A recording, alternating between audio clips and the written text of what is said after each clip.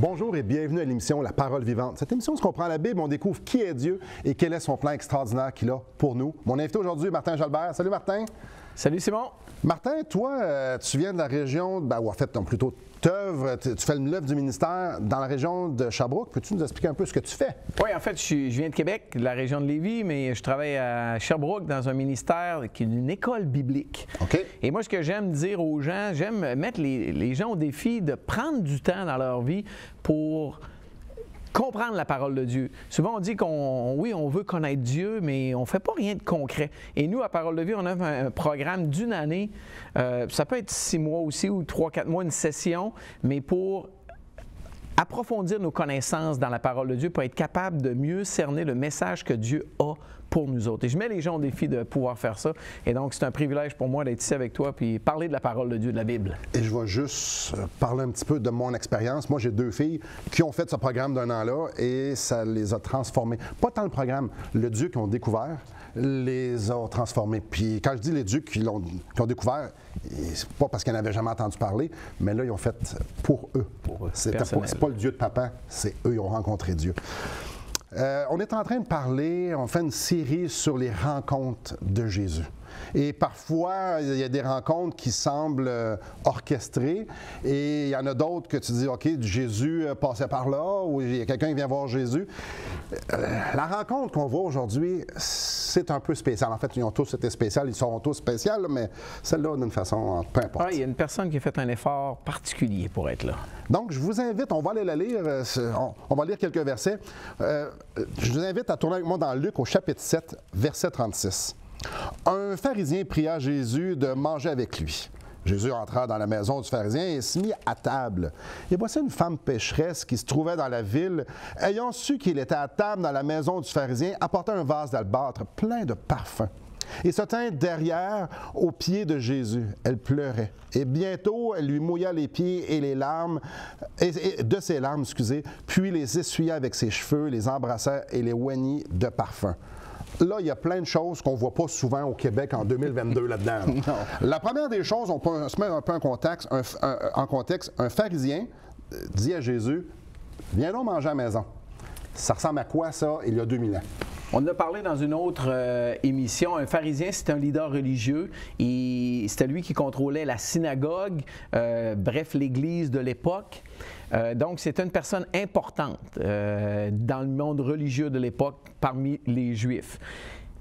Et il veut inviter Jésus. Il a entendu parler de Jésus, il l'a vu peut-être faire des miracles ou a entendu parler qu'il faisait des miracles de toutes sortes. Puis là, pour quelle raison? Il veut peut-être en savoir un peu plus. Il est curieux, on ne le sait pas. Confirmé ou infirmé, peu importe exactement. Ce qu'il pense. Ouais. Il invite Jésus à venir chez lui. Et là, ce qu'il n'est pas dit dans le texte, Jésus il voyageait avec ses 12 disciples, puis souvent il y avait 70 autres avec lui. Il n'y a pas un pharisien puis Jésus. C'est pas ça du tout le contexte de son repas. Il y a du monde. Il y a du monde. Puis souvent, les pharisiens avaient plus de sous, ils avaient une plus grande maison. Ils pouvaient avoir pas mal de monde. Juste mettre ici, clarifier quelques petites choses. Quand il dit « se mettre à table », c'est pas une table au Québec 2022, là. Pas comme ça, là. Parce qu'on va voir tantôt, si elle lui essuyait les pieds, elle n'avait pas été en dessous de la table. Souvent, les tables étaient ça d'autre à peu près, puis il se couchait pour manger, donc les pieds sur le côté. Donc, il semble que les Juifs avaient opté pour la méthode grecque de manger. C'est ça, un peu assis, couché sur le bord d'une petite table très, très pas haute. Pas comme ici en studio, ou qu'est-ce qu'on peut connaître ici au Québec. Donc, il y a une gang de gars assis autour d'une table, il y a cette grande table, il y a probablement des gens en arrière. Et là, ça nous parle qu'une femme pécheresse. Puis, justement, tu as dit un mot intéressant, il y a une gang de gars. Oui. La plupart du temps, les hommes et les femmes ne mangeaient pas ensemble. C'était probablement juste une gang de gars ensemble. Puis là, on arrive à ce que tu viens de dire. Une femme pécheresse. Donc, elle arrive, elle se trouve dans la ville, elle a dit, quoi, Jésus est ici? Jésus dans cette maison-là, moi j'y vais. Peux-tu nous parler un peu de c'est quoi une femme pécheresse ou ce que ça peut probablement être? Le mot, j'ai déjà fait des recherches sur ce mot-là, justement, et le mot péché, pécheresse utilisé là, il ne parle pas d'une femme qui a menti à son voisin ou à sa voisine une fois. C'est clair que ça fait référence à quelque chose de gros, un gros péché. Femme adultère, fort probablement une femme prostituée. c'est ce que le terme veut dire. On ne peut pas être dogmatique sur c'est ça, mais c'est clair qu'il n'est pas en train de parler d'une petite madame qui a menti à son voisin là, ou qui Non. a donné une tape à quelqu'un. On parle de quelqu'un quand il passe dans la rue, tout le monde font. Exactement. Puis là, ça en va. Puis, mais juste avant, Simon, une femme. Ouais, vas-y, continue. Femme. Dans une société d'hommes. On a commencé à le voir dans l'autre émission, comment est-ce que Jésus, lui, ne fait pas de distinction. Et c'est ça qui est formidable. Jésus est venu pour les êtres humains. Les enfants. Enfants, ben oui. Exactement. Donc, ça met un peu la table, littéralement, à ce qui va se passer tout le tour de cette table-là avec Jésus et le pharisien qui a invité Jésus à sa table pour manger un repas. Puis, dans un sens, il va en avoir beaucoup plus que qu'est-ce qu'il avait souhaité. Absolument. Elle arrive là, assurément que tout le monde en fait. Qu'est-ce qu'elle fait ici, elle? On le voit plus tard dans l'histoire. Oui. Qu'est-ce que c'est ça? Une femme n'a pas d'affaires là, n'a pas d'affaires proche de Jésus. Une femme pécheresse, prostituée ou quelque chose. Elle est reconnue pour être une grande pécheresse, une femme qui commet beaucoup de péchés. Elle n'a pas d'affaires là. Puis elle arrive là avec du parfum. Puis ça nous dit qu'est-ce que mais Simon, juste ça, là. As-tu remarqué le courage de cette femme-là de se rendre là? C'est incroyable. Le jugement, elle le sait qu'elle va attirer le jugement des autres sur elle. Là. Elle va t'humilier. Elle a voulu, et c'est le bon point, rencontrer Jésus. Ouais. Elle a voulu rencontrer Jésus lui-même. Est-ce qu'on veut rencontrer Jésus, nous autres mêmes, personnellement, comme cette femme? Puis... Peu importe ce que ça coûte. Exactement. Parce qu'elle, ça lui a coûté très cher. Et on n'en parle tout de suite. On en parle après la pause. Ça lui a coûté plus que ça. Parce qu'elle voulait faire un point, comme tu dis, elle voulait rencontrer Jésus et elle voulait honorer Jésus. Donc après la pause, on va justement regarder comment cette femme-là a honoré Jésus d'une façon criante, vibrante et qui est tout un exemple pour nous. Donc, restez avec nous.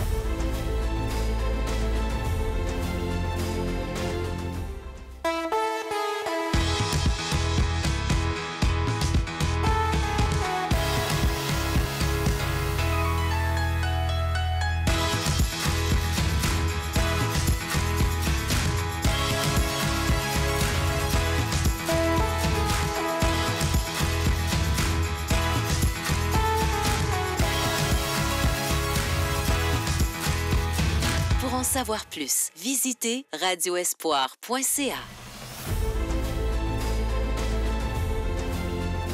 Rebonjour à vous. Martin, on n'a pas été dans des soupers comme ça.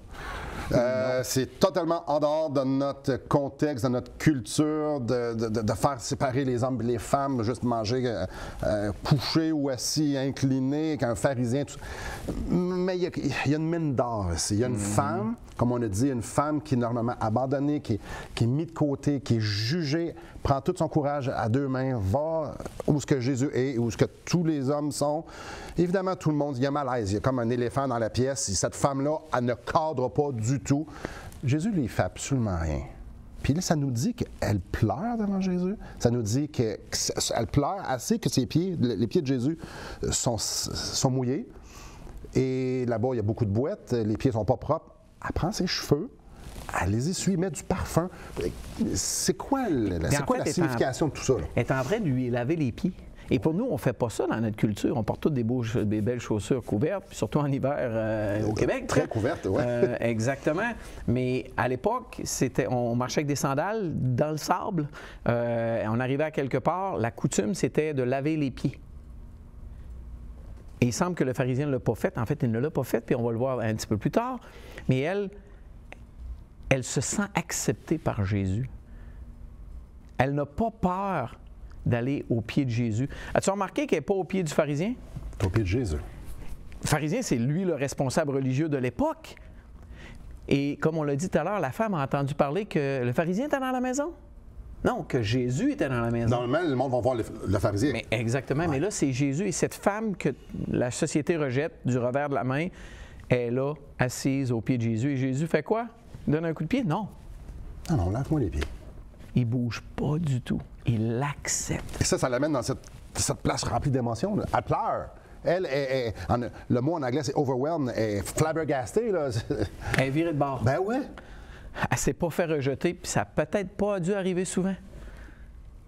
Parfum. Ça, ici, nous, parfums, on va chez l'abbé, on achète des petits parfums. C'est pas de ça qu'on parle. Ben, un vase d'albâtre, c'est assez gros. Ouais. J'avais lu sur justement le sujet de l'albâtre, ça semblait venir d'assez loin. C'était quelque chose de coûteux. Mettre une étiquette de prix, c'est difficile, mais c'était coûteux. Encore là, aujourd'hui, je veux dire, du parfum, c'est pas une bouteille d'eau, là. Ça coûte plus cher. Ça remplit la salle d'une bonne odeur. Elle a décidé, puis sûrement que cette femme-là, c'est une femme pécheresse, c'était pas une femme qui vivait sur l'or. Non, clairement pas. Elle a décidé de faire un don à Jésus. Elle va lui mouiller les pieds avec ses larmes, elle va les oindre de parfum un petit peu partout, elle va l'essuyer avec ses cheveux. Wow! Quel acte! Et peut-être les gens, souvent, on lit avec une vision 2022. Dans ce temps-là, les gens ne sentaient pas super bon. C'était pas la grande propriété. Ceux qui sentaient bon, c'est ceux qui se lavaient. Et ça, c'était les riches ou les gens importants. Peut-être pas cette dame, hein? Clairement pas cette dame, mais elle voulait que le monde entier sache, ou du moins le monde dans cette salle-là, que Jésus est important. Je vais mettre du parfum, je vais mettre mon salaire de je ne sais pas combien de temps sur Jésus pour que le monde sache que lui est important à être écouté, à être aimé. Elle est bouleversée. Les cheveux d'une femme, c'était leur gloire. C'est pas la mienne ben là, mais... Je dirais pas de commentaire là-dessus, Okay. Martin. Mais elle a dit non, je me détache mes cheveux. Probablement qu'elle était couverte.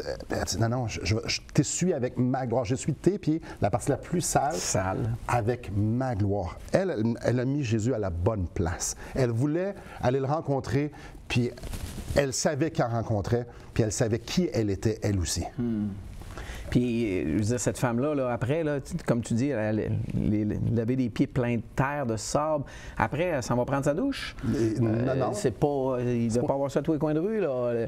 Mais, comme tu l'as dit, elle voyait Jésus comme il devait être vu, le Fils de Dieu. Et là, parlons de l'autre. Oui, il y a quelqu'un d'autre important dans l'histoire, le pharisien. Hein? Verset 39, le pharisien, lui, qui l'avait invité, Jésus, voyant cela, dit en lui-même, si cet homme était prophète, il saurait qui et de quelle espèce est la femme qu'il touche, il saurait que c'est une pécheresse. Lui, le pharisien, il regarde la pécheresse, fait comme, Probablement qu'il est même mal à l'aise, il aimerait ça qu'elle s'en aille. Ça le fait mal paraître, ça, c'est sûr. Clairement. Et lui est obligé de faire quelque chose parce que tout le monde le regarde. Puis là, il dit, Jésus, lui, là s'il savait qu'il l'avait touché. Jésus vient de descendre dans l'estime du pharisien, clairement. Pour la femme, Jésus ne peut pas être plus haut. Et pour le pharisien, il fait comme, bah. Il n'est pas prophète, le gars. Non. Exactement. Parce qu'il côtoie les pécheurs de cette race-là. S'il savait que c'était une pécheresse. Fait que là, lui, là, il y a comme deux dimensions. Il y a la dimension du gros pécheur, comme la femme, et des gens comme lui, l'élite religieuse, ceux qui observent la loi. Deux parties. Et Jésus qui fait, pas tant. Jésus, c'est le fun, hein? Tout le monde est égal avec Jésus. Et Jésus va regarder cette femme-là qui est, entre guillemets, un rebut de la société. Au même niveau que cet aristocrate de pharisien qui est en haut, là. Jésus égalise tout ça. Et la réalité, c'est que devant Dieu, toutes nos distinctions qu'on peut se faire humainement parlant n'existent plus. On est des êtres humains, créés à l'image de Dieu, mais imparfaits, coupables, pécheurs devant ce Dieu-là. Et ça, c'est difficile parce que souvent, on fait comme le pharisien, deux classes de personnes. Il y a les gros pécheurs. Souvent, j'entends, mais j'ai jamais tué personne. Non, t'as jamais tué personne, donc t'es pas un gros pécheur. Il y a les gros pécheurs, puis il y a les petits pécheurs, ceux qui essaient de s'améliorer. Jésus fait, non. Puis la Bible est claire, car tous ont péché, ils sont privés de la gloire de Dieu. Tous. OK, la meilleure, puis le pire, sont sur la même tablette. Pécheurs. Exactement. Et on est tous séparés de Dieu. J'aime ce que Jésus fait après. Donc, le pharisien dit en lui-même, comme on vient de dire, s'il savait. Et Jésus lui dit... j'ai hâte d'arriver à cette section-là. Incroyable. Simon, j'ai quelque chose à te dire. Le pharisien s'appelait Simon. Et lui, il répond, mais vas-y, maître, parle. Ça paraît bien, hein? Ça paraît bien, bien oui, surtout. Mais là, Jésus... Lui, il sait qu'il y a quelque chose à dire. Il connaît les pensées de Simon. Du pharisien. Du pharisien. Puis là, le pharisien lui fait comme, parle justement, comme beaucoup d'autres pharisiens ont fait, je vais te pogner, puis tu vas te dévoiler, puis tu vas te planter. encore. Mais c'est pas tout à fait ça qui va se passer. Après la pause, on va voir où ce que Jésus l'amène et comment il traite la femme d'une façon tellement gracieuse. Parce que c'est ça, Jésus. C'est gracieux, c'est doux, c'est bon avec le pécheur. Nous, on est très... On aime faire les différences, on aime juger les autres, on aime les critiquer. Jésus ne fait pas ça. Jésus y aide. Jésus vient sauver ce qui est perdu. Alors, cette femme-là avait besoin d'être sauvée et ça donne bien. Jésus était là pour la sauver. Et c'est ce qu'on va voir. Restez avec nous. Depuis maintenant 15 ans, nous avons l'immense privilège d'annoncer la bonne nouvelle de Jésus-Christ. Par la grâce de Dieu, nous avons fait plus de 500 émissions, distribué gratuitement des milliers de livres et que dire des centaines de personnes qui ont répondu par la foi à l'appel de Jésus. Aujourd'hui, nous aimerions inviter ceux qui ont reçu cette bonne nouvelle à faire équipe avec nous. Aimeriez-vous avoir un impact dans la francophonie pour l'Évangile? Joignez notre équipe en participant financièrement à la production de l'émission et en nous permettant de continuer à offrir de la littérature gratuitement à ceux qui sont ouverts à l'Évangile. Contactez-nous. Il nous fera plaisir de vous partager comment vos prières et vos dons peuvent faire la différence.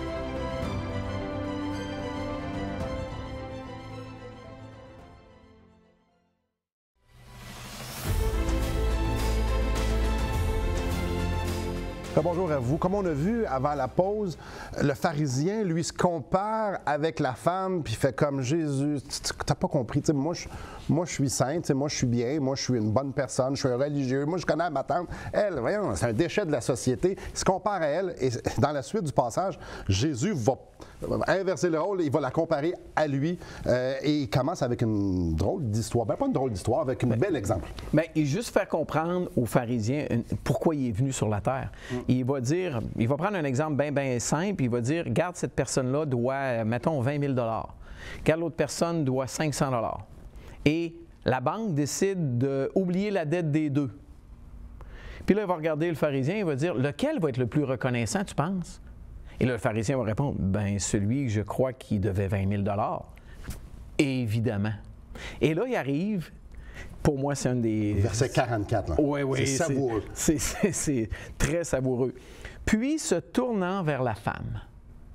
Là, Jésus se tourne vers la femme. Il dit à Simon, vois-tu cette femme? Clairement qu'il l'avait vue. Exactement. Tout le monde savait qu'elle était là, mais personne ne voulait savoir qu'elle était là. Personne ne voulait la regarder. Personne ne voulait faire abstraction. Elle dérangeait la dame. Qu'est-ce qu'elle avait fait, la dame? Elle était venue, puis pendant que tous les hommes parlaient, elle avait mouillé les pieds de Jésus, elle avait mis du parfum, elle les avait essuyés, elle pleurait sur... Vous savez, c'est l'histoire des beaux malaises, ça. Tout le monde était mal à l'aise dans la salle, mais personne n'osait parler. Et là, alors que tout le monde la regarde de haut, Jésus, tu vois-tu cette femme? Et là, il va la lever. Exactement. Peux-tu continuer à lire le verset? Il y a 3 fois que Jésus va... 3 exemples que Jésus va prendre la femme en exemple pour montrer qu'elle était meilleure que le pharisien. Il va dire au verset 44 toujours, « Je suis entré dans la maison, tu ne m'as point donné d'eau pour laver mes pieds. » Puis après ça, il dit, « Mais elle les a mouillées avec ses larmes, puis elle les a essuyées avec ses pieds. » On voit le décalage majeur. Mais elle a mieux fait que toi, Simon. Ensuite de ça, elle dit au verset 45, « Tu ne m'as point donné de baiser, mais elle, depuis que je suis entrée, n'a pas cessé de me donner des becs sur mes pieds. » En fait, c'était la coutume à l'époque, tu sais, comme nous autres au Québec, là, on rentre à la main, quelque part, on serre la main, un homme et une femme ont donné la bise. Là-bas, tu veux honorer? Tu faisais exactement ça. Mais le pharisien, lui, non, il était au-dessus de Jésus, lui. Je suis un pharisien. Mais donc, Jésus, pour le deuxième exemple, dit, mais elle a mieux agi que toi. Et la troisième, au verset 46, tu n'as point versé d'huile sur ma tête, qui est encore là la coutume lorsque tu recevais quelqu'un chez toi que tu voulais honorer. Mais elle a versé du parfum sur mes pieds. Bref, et ça n'a pas dû arriver souvent dans la vie de cette femme pécheresse-là. De faire prendre un exemple d'une façon positive. Hein? Exactement. Puis pas rien qu'à côté d'une autre femme pécheresse. Elle était meilleure. Jésus il a montré aux pharisiens qu'elle a mieux agi que lui. Moi, je trouve ça tellement extraordinaire de voir comment Jésus, notre Dieu, là, veut faire du bien à tout le monde. Aux femmes, même aux femmes pécheresses, aux hommes pécheurs, il s'est occupé de elles. Il l'a protégée. Il l'a, comme tu si bien dit, élevé aux yeux de tout le monde. Et pour elle, ça a dû faire sa journée d'une façon incroyable. Et pour lui, qui voyait la femme et Jésus en dessous de lui, la preuve, il n'a pas été un bon hôte. Selon la coutume, là-bas, il n'a pas été un bon hôte. Il aurait dû bien accueillir Jésus. Mais le fait qu'il a mal accueilli, c'est qu'on voit les intentions. Et là, ça vient de tout être chamboulé. Jésus vient de prendre la place qu'il devrait prendre, celle de roi. Et elle, celle qui a compris et celle qui adore le roi. Et l'autre, c'est lui qui désobéit. Et combien savoureux ce que Jésus dit à elle. C'est pourquoi je te le dis. Il a dû se tourner vers elle pour lui dire ça. Ses nombreux péchés ont été pardonnés car elle a beaucoup aimé. Mais celui à qui on pardonne peu, aime peu. Et il dit à la femme, tes péchés sont pardonnés. Tu t'es vu comme tu étais à la lumière de qui j'étais. Tu n'as pas fait comme l'autre bozo. Tu t'es vu à la lumière de qui j'étais et tu as été complètement détruite. Tu voulais venir me rencontrer. Je te pardonne. Tu as cru qui j'étais. C'est la base de venir à Dieu. C'est la base de venir à Jésus. Elle a vu ses péchés. Et tu sais que personne ne va pouvoir avoir le royaume de Dieu, la vie éternelle, la présence de Dieu si elle ne reconnaît pas ses erreurs. En fait, c'est d'ailleurs la raison pourquoi Dieu, dans sa grande sagesse, avant d'envoyer son Fils, a envoyé quelqu'un d'autre, Jean-Baptiste. Et ce Jean-Baptiste-là prêchait quoi? Croyez en moi? Non, pas du tout. Il disait une chose, repentez-vous. Puis après, il préparait la venue de Jésus. Pour que quelqu'un reçoive le don de Dieu, il faut passer par la repentance. Malheureusement, ce pharisien-là ne reconnaissait pas qu'il était coupable. Mais cette femme-là, elle avait compris. Exactement. Jean-Baptiste, quand il a vu Jésus, il a dit, voici l'agneau de Dieu qui ôte le péché du monde. C'est le but de Jésus. Ôter le péché de toi puis moi, puis n'importe qui va mettre sa confiance en lui. Et cette femme-là, elle a vécu sa vie sachant que ses péchés étaient pardonnés. Wow, mais quelle expérience! Ce qui m'amène dans 1 Jean au chapitre 5, c'est extraordinaire ce que Jean écrit ici à son auditoire. Au verset 13, il dit « Je vous écris ces choses afin que vous sachiez que vous avez la vie éternelle, vous qui croyez au nom du Fils de Dieu. » C'est possible pour nous, aujourd'hui, d'avoir cette même certitude-là. Savoir que nos péchés sont pardonnés. Si on fait la même chose que la femme, croire en Jésus. J'ai toujours aimé ce mot-là, « sachiez ». Dieu, il ne veut pas qu'on soit dans l'incertitude, il veut qu'on sache qu'on a la vie éternelle si on croit au nom du Fils de Dieu. La seule personne qui peut pardonner les péchés, c'est Dieu. Alors quand Jésus est dans cette place-là et il dit « tes péchés sont pardonnés », il se déclare Dieu. Et combien ça aussi, ça a dû être dérangeant. « Wow, attends un peu, c'est juste Dieu qui peut pardonner les péchés. » Ouais, Jésus était Dieu. Jésus était là pour ça, pour pardonner les péchés de ceux qui étaient pécheurs. Je vous pose une question. Êtes-vous pécheur? Êtes-vous un pécheur pardonné ou un pécheur qui a besoin d'être pardonné? Parce que Jésus vient sauver, vient pardonner ceux qui ont ce désir-là de se faire pardonner par lui. Mais c'est une chose qui est sûre, c'est qu'aujourd'hui, vous pouvez être certain. Vous pouvez avoir cette assurance-là d'être pardonné si vous vous tournez vers lui. Prenez la pause pour y penser, parce que c'est la plus grande décision, la plus grande réflexion que vous pourrez avoir dans votre vie. Et après la pause, justement, on va terminer cette émission-là pour comment saisir pour nous ce salut si merveilleux. Restez avec nous.